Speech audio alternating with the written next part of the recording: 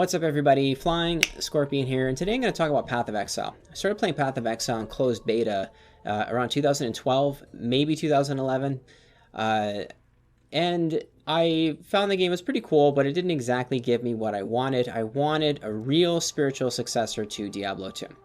Now, at that time, Diablo 3 was released. It was under the lead development of someone named Jay Wilson from Blizzard, and Diablo 3 it builds upon Diablo 2, but it didn't feel like a good spiritual successor to the game. And I think that a big reason why is because a lot of the people that worked on Diablo 2, or maybe even all of them, were no longer working for Blizzard.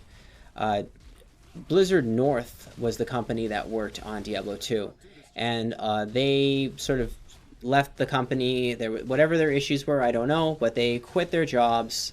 They spread out to different companies. Some of them came back together to work on a game called Hellgate London. It was a flop, but we've never had that dream team work together again, and it probably won't ever happen.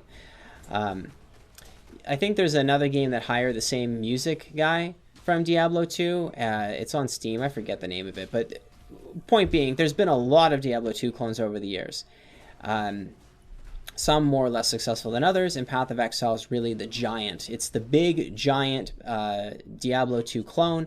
And I think that a big reason why Path of Exile is this giant in the gaming industry and is this giant Diablo 2 clone is because the timing couldn't have been better. The closed beta started shortly after the hype over Diablo 3 had fallen and the disappointment and the boredom had set in. And so I and many other people who are fans of Diablo 2 and not fans of Diablo 3 were hungry to really be satisfied by something that would fill that niche. And in comes Path of Exile and goes, we're dark and gritty, and it follows a lot of the same stuff as Diablo 2, and we added some more complexities like with the skill gem system. And that dark and gritty component is really important. People who were fans of Diablo 2 were telling Blizzard that Diablo 3 wasn't dark and gritty enough. Diablo 2 is dark and gritty. Diablo 3 was not. It was kind of bright and colorful. In my opinion, it looked wowified. Like the character models looked kind of like a cross between World of Warcraft characters and Diablo 2 characters, like this weird hybrid. And Jay Wilson, the lead game designer, did not give a shit about that feedback. They went even further and added a rainbow color land with ponies and unicorns to the ire of the players that were giving valuable feedback to Blizzard, feedback that got ignored.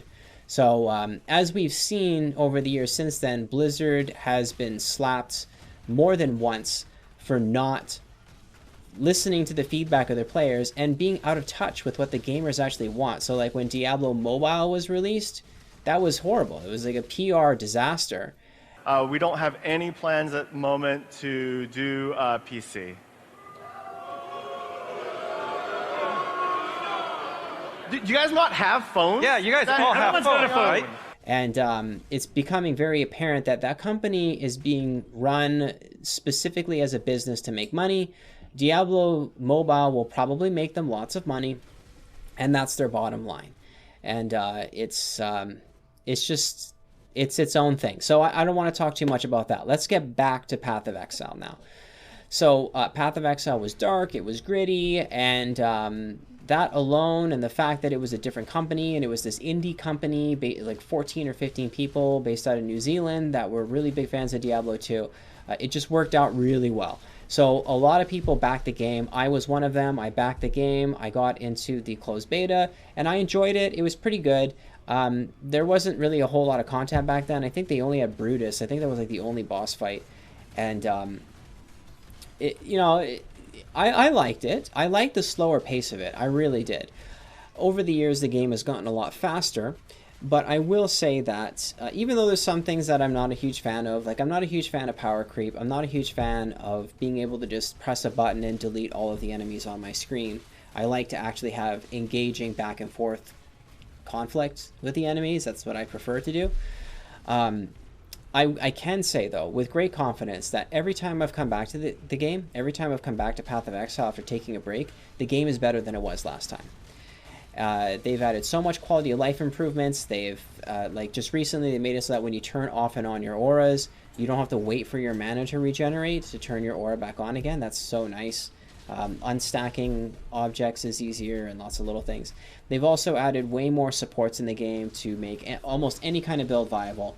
If you want to create something in Path of Exile, there's more room than ever, and there's more utilities and tools than ever to make your build actually work. So, for example, right now in the background footage, I'm playing a melee summoner duelist.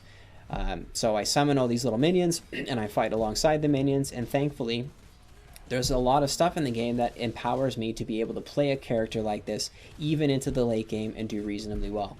Now, if you're a hardcore Path of Exile player, you may have noticed that I said I don't like being able to press a button and delete all the enemies on the screen. And if you've been following this channel for a while, you will know that this is the same kind of complaint I made about Warframe. Warframe, I didn't like how incredibly easy it was in the late game when you become so powerful that you can just basically become an unkillable godlike machine that just deletes enemies with a push of a button. That's so boring to me. That's so boring. I want actual back and forth conflict. Imagine if you were sitting down to watch the Avengers, and the Avengers got together and they figured out the most time efficient way to get to the end of the movie. And so in about 5 minutes, they got to Thanos and killed him and destroyed the gauntlet, and then the movie was over. And it was effortless. It was basically like a complete landslide, like 1% chance that they would lose. That's what playing a game like Warframe or Path of Exile is when you're on easy mode and you're following a build guide and you press the delete button on your keyboard and all the enemies die.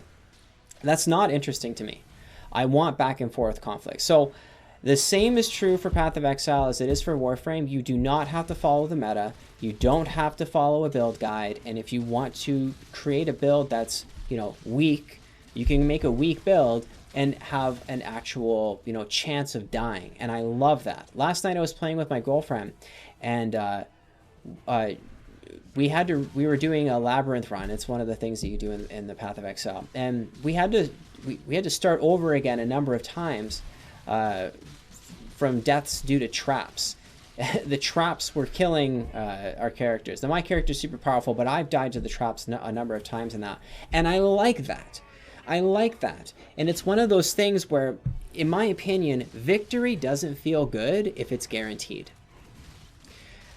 If you know that there's a chance that you lose, if you have like a 90% chance of losing, and this is like your 10th time trying, when you win, it feels so much better when you know that you've tried and tried and tried and you finally won. It just feels so much better.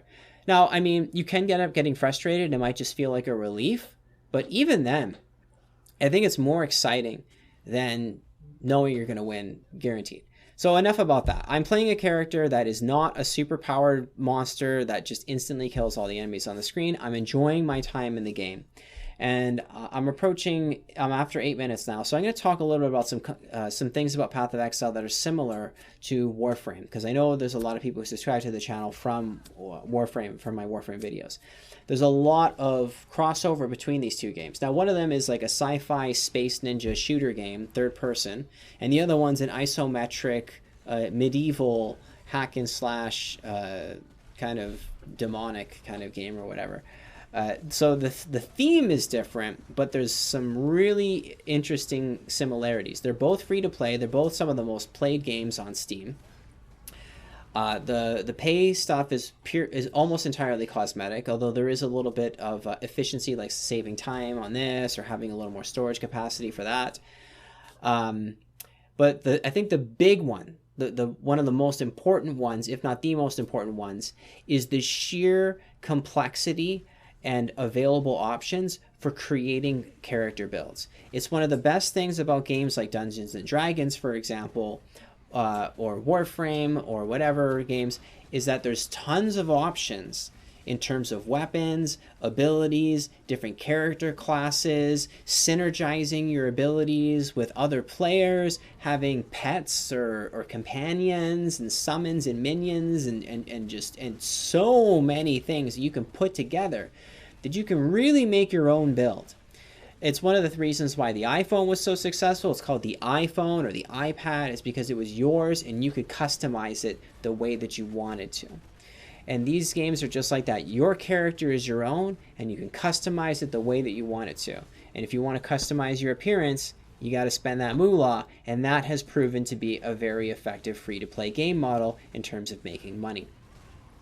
Okay, so I'm at the 10-minute mark now. It's probably a good time to stop. So this is my first video talking about Path of Exile. Lately, I've been bouncing around from different video game to different video game. Yeah, just having been someone who's come back to Path of Exile again and again over the past 9 or 10 years, I think it's worth a spot on this channel to actually make at least one video about it and talk about it. I might make another one again. I just finished recording my most recent video about Sea of Thieves, and it's my intention to continue doing this thing where I record multiple videos in a single day and then just string them out 1 week at a time, so I have a backlog of videos ready, because one of the most important things to being successful on YouTube is having consistency in your uploads. So anyway, that's it, everybody. Thanks for watching. Hope you liked the video. Please give it a thumbs up. Let me know what you think in the comment section down below. Have you played Path of Exile? Are you interested in trying it out? Or what do you think about the way I've been doing these YouTube videos? Hopefully we get to 1,000 subscribers eventually, and then if we do, I can start creating polls and really getting raw data from the audience to learn more about what you're all like and what your opinions are on things. Okay, thanks for watching, everybody. Bye.